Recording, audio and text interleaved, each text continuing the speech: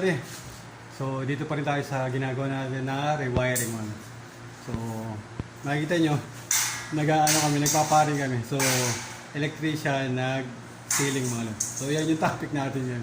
So, inano na rin natin. Bali, kinuha na rin natin to ceiling. Tayo na rin nagsi-ceiling. Ayan, DJ Manex. Ayan. So, si DJ Manex. Shout out. Ayan. So, nagsisiling na rin kami mga. Black box. Black box. So, nilalagyan natin na ceiling tong bahay.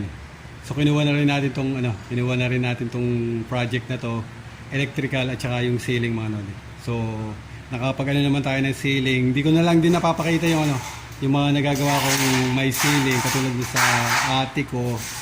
Then dun sa sa pinsan ko. So, halos dun ako nag-practice ng mga ganito mga lodi.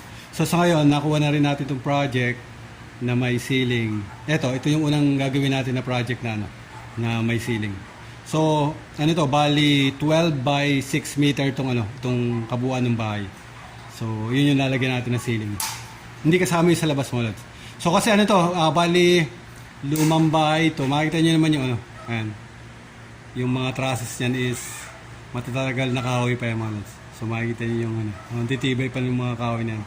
Kung napanood nyo yung dati kong rewiring sa lumang bahay, 43 years yung bahay, ganyan din yung kaya niya mga lods. So halos matitibay din. So ito, ganun din. So pinapapalitan na lahat ng wiring, lahat ng electrical, pinapapalitan na.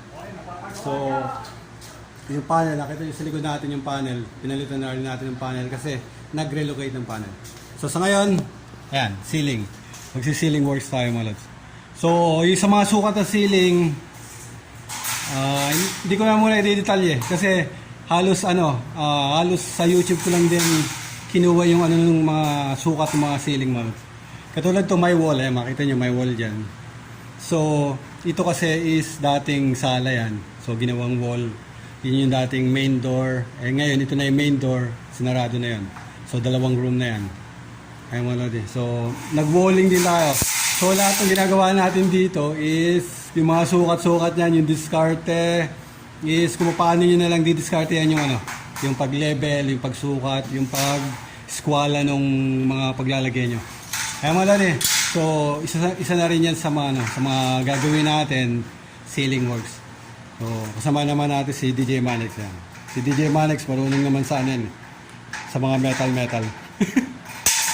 DJ Manex. Naman so ito, lalatagan natin lahat yan. Yung lugar na yan, lalatagan natin lahat. Yan. So, 11, bali 12, kulang 12 meters by 6 meter yung magiging nito. Yung area, whole area mo. Dito sa loob. 6 by 12. Naman so, tuloy lang namin itong ginagawa namin. Then, kakain na kami. Lalatagan na namin ng paring, yung lugar na yan. Ayun mga lods. So yung mga gamit na ginagamit natin, katulad dito mga lods, itong paring, ito yung pag-screwan ng gypsum. So ang gagamitin natin is gypsum board. So nandito na yung mga gypsum boards para sa ceiling and wall. So sa walling, ang binili ng may-ari sa walling is ito, 12mm, then 9mm para sa ceiling ito. 9mm. So 9mm lang ilalagay sa ceiling. Meron kasi nilalagay na halos malaki, halos ganito kalaki pang ceiling. So kasi sila, maliit lang yung pinilagay ito. So check natin to kung madaling maano to kasi mahirap, medyo malambot din siguro to. So, i-check natin. Yung mga nalagay kasi natin, makakapal na ceiling yun. Then, fiber cement. Ang tawag doon sa Hardiplex mga lods. So, mga lodi.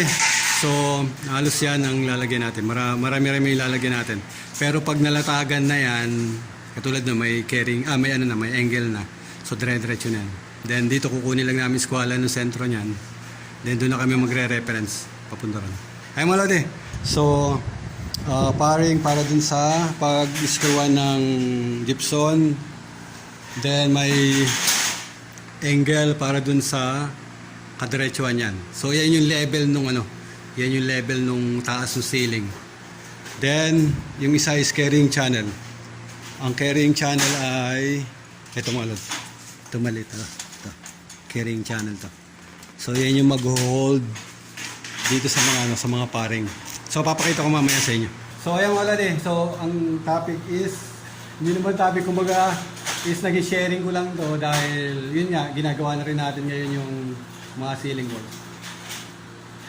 So papakita na lang namin yung pag napatong na namin itong mga paring dun sa ibabaw ng angle. Then paglalagay ng carrying channel na.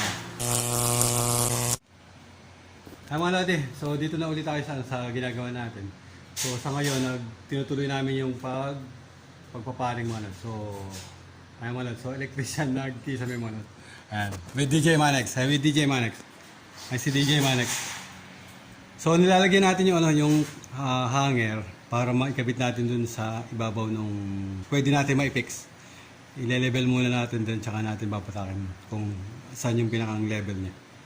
So, konti lang yung magiging naman yan. Konti lang yung magiging difference ng level niyan. Pag nalagay na yung pinakang hanger na yan kasi matigas yung hanger na yan. Then siya na yung nag-hold dun sa mga paring. Kaya mga lodi. So, dun sa pamakuan na paring na papaganon is wala pa. Lalagyan pa natin yan. Puro papaganito pa lang yung paring yan. So, ang magiging forma ng gypsum is papagano ng haba mo. Tsaka dito sa side na to. So pag-aapati natin, maghahati kami ng 4 na gypsum. Sa dito sa side na to. Sa dito, then sa dito. So papagano. Para ang siruho natin is yung side na yon, tsaka ito side na to lang. Yun lang yung magiging siruho. Ay maladi. So tuloy-tuloy lang muna namin ito. With DJ Manex. Kaya muna din. So, kaya muna tayo. So, yung gagawin na kisame. Kaya muna. So, yung gagawin na kisame, lalagyan ng shadow line. So, may mga shadow line yun sa mga kabilang gilid. So, hindi nakabili nung angle na may shadow line. So, ordinary angle yung nabili. So, lalagyan na lang natin ang puwang dito sa dito sa gilid na to. Hindi natin ididikit yung gypsum.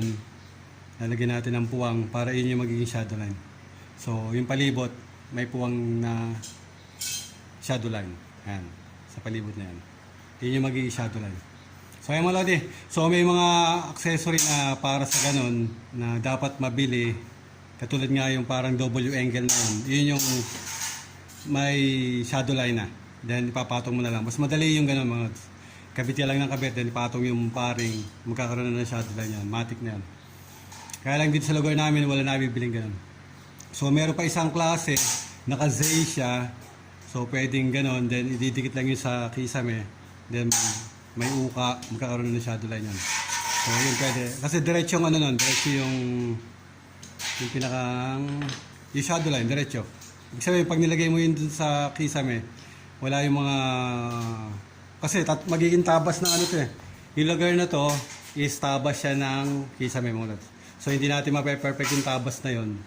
Yung shadow line na nilalagay, yung profile ng shadow line na yon, pag nilagay mo is yun yung magiging parang diretso yun. Kasi isang buong haba yun. Ayan mga lods. So ganun mga lods. So sa ngayon, angle, then magkakaroon lang tayo ng clearance para sa shadow line. Yun lang muna yung gagawin natin. Then yung pin light, yung pin light, susunodin natin yung pin light bago natin lagyan ng kisame. Lalagyan muna namin ng mga hanger. Pagka-hanger, pag okay ng mga pamakuan ng gypsum natin, sunodin namin yung electrical na para dun sa pin light. Ha? Ang alin? Ito nga, nalaglag nga eh. Yeah, with DJ Manex. Si DJ Manex naghihiwa ng puputol ng paring.